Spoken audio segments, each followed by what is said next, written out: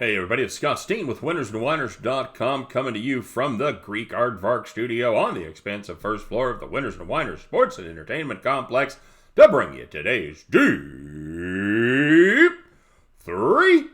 As always, if you would be so kind, you're digging what we're doing, maybe you hit a couple picks yesterday, think about giving us that thumbs up for the video, and of course, we always appreciate it when you subscribe to our YouTube channel, and when you do, make sure you click that bell, get notified each and every time we put up brand new content. And of course, we want to know what you're playing, kids. In the comment section, give us your best pick. We'll count the first 5. If you want to put more than that in there, you're certainly welcome to. We'll grade those out. You get them right, we'll give you the shout out. You get enough of them right, just like the astute Aardvark and the divine Greek, you could be the capper of the day. And of course, to help you along your capping journey, please don't forget to check out winnersandwhiners.com and our sister site over there at statsalt.com. Some of the best handicappers in the nation, writing previews and predictions for each and every game every single day. There is nothing like it anywhere on the interwebs. And now we've even expanded a little bit, put some stats, some matchup details in there.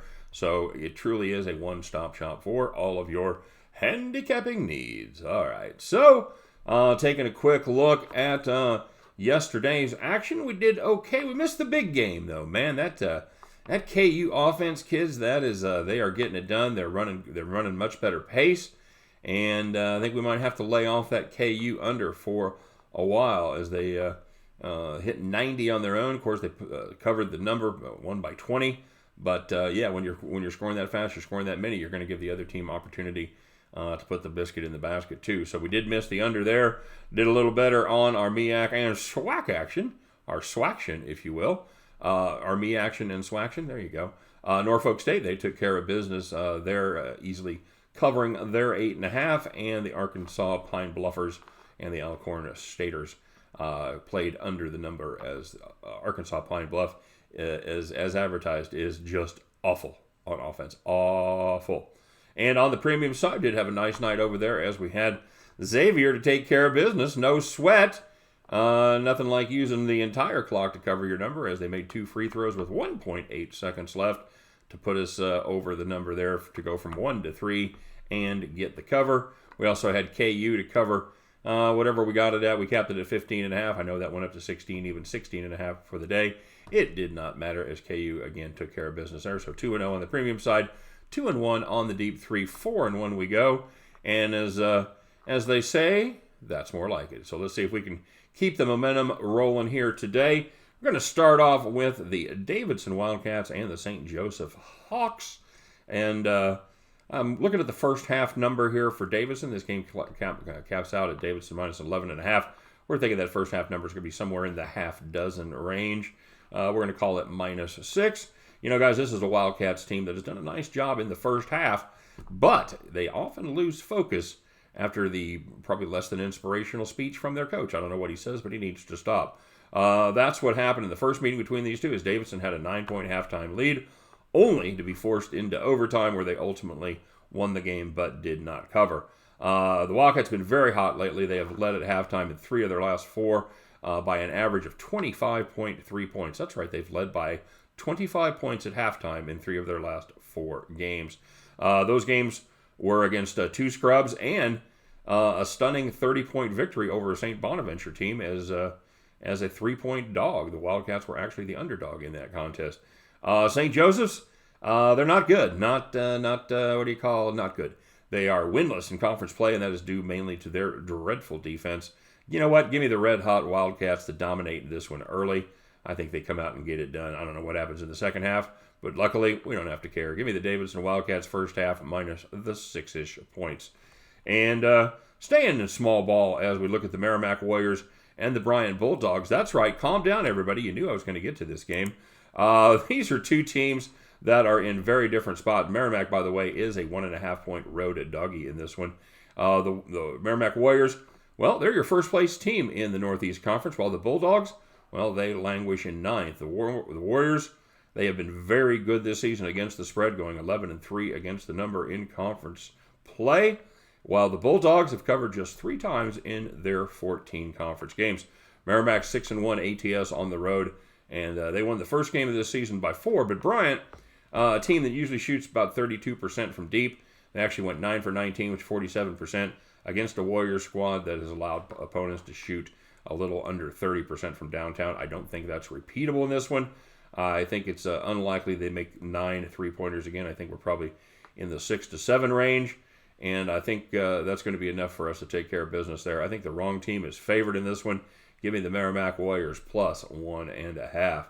And taking a look in the Big 12, as the number 1 team in the nation is in action up there in Norman, Oklahoma. It's the Baylor Bears 3.5-point road chalk against the Sooners.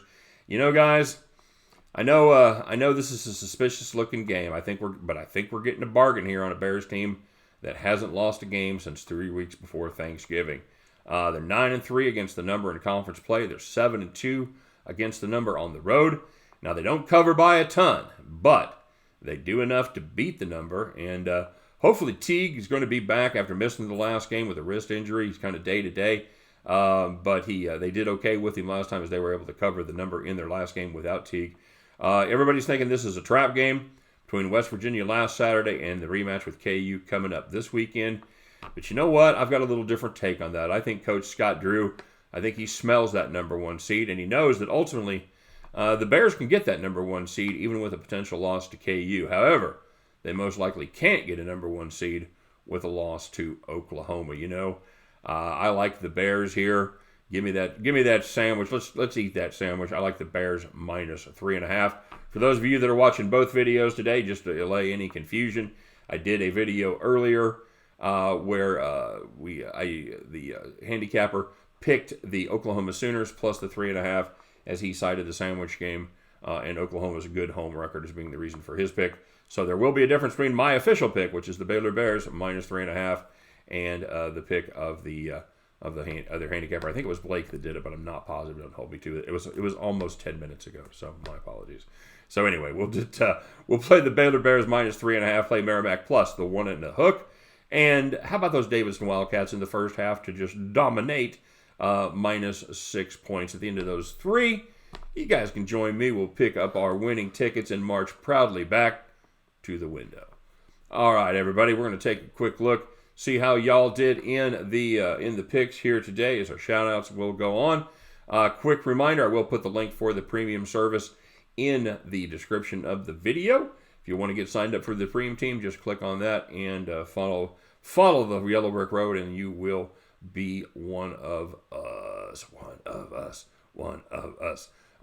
Premium picks after a kind of a cool end of the week. We're on a nice little run for the weekend, carrying into Monday. We're 7-3 over our last 10. So if you want to join, now's the time. All right. So before we get started on the shout-outs, I wanted to read something real quick. Pat Cogney shared a nice personal story. Said my grandmother is 96, had a stroke late Saturday night. It's crushing to see someone she loved go through such agony. Absolutely, Pat. She taught me how to handicap harness racing as a child. Devoted herself to my well-being when my parents divorced. She was bad at gambling, but great at most everything else, and the most important person in my life before I had a family of my own. That is very heartfelt, Pat, and I'm sorry for your troubles and everything that you're going through there. And appreciate you letting us know, man. That was a very nice thought, and nothing but my thoughts and prayers to you and your family. And that was I had a lot of you that shared personal stories with everything about things that you've gone through or things that you're going through. And yeah, it's cool. It's made us realize that we're not alone in this. And as always, I say it's one of the best communities out there. So Ray Tom reached out, T-Train, Vale Gotti, all you guys. I appreciate you. You guys you're the best. And now let's we do what we do. We move on and kind of compartmentalize. So now let's see how you guys did with the old gambling today. All right.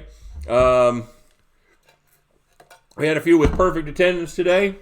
Nobody got brutalized too badly, but we did have some people that are going to be making up ground tomorrow. Chris Flood, C-Dub, Hammer and Hank, J.E., and Beetle Maniac.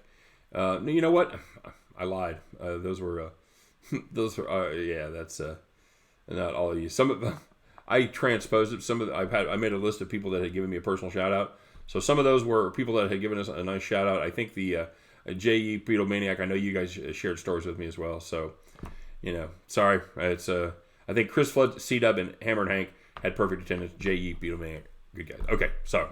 All right, so anyway, but We did have money makers. Let's get to that. Corky Small had a nice day. 3-2 plus 80. The T-Train got back on track. Oh, yes, that's right. Made that up myself. I'll be here all week, folks. Dustin Finley. By the way, T-Train went 2-1 plus 90. Dustin Finley 1-0 plus 100. The Astute Aardvark, this is one of my favorites of the day. The Astute Aardvark, you know you're running good when you say, you know what, I didn't really love anything out there today. Be a good night to take it off. He put up 3 picks just for grins. Those picks went 3-0. Nicely done, Vark. 3-0 plus 300. And but we do have a clear and present winner with our handicapper of the day. It is the Legion of Picks. The Legion of Picks went 3-0 straight up, 1-0 as he parlayed them together. That pays plus 695 as it paid plus 395 on the parlay. Well done, LOP. My friend, plus 695. You, Legion of Picks, are our capper of the day. Congratulations. Well done to the rest of you. Again, thanks for watching. Thanks for all the thoughts and sentiments. And I just did yesterday's, but I know everybody's reached out, and it's very cool. Much appreciated. So, you know what? Let's meet back here tomorrow. We'll talk about all our stuff. Maybe bitch about those bad beats. We'll kind of wave our fat stacks around because that's kind of how we do. And then, you know what? It'll be hump day. We'll be in there. We've been looking for some fantastic plays. Where would you rather be? And we'll go back and have some fun, all right? Hey, guys, thanks again for watching. Couldn't do it without you, of course. Good luck on all of your plays today. And I'll be looking for you back at the window. Take care, everybody.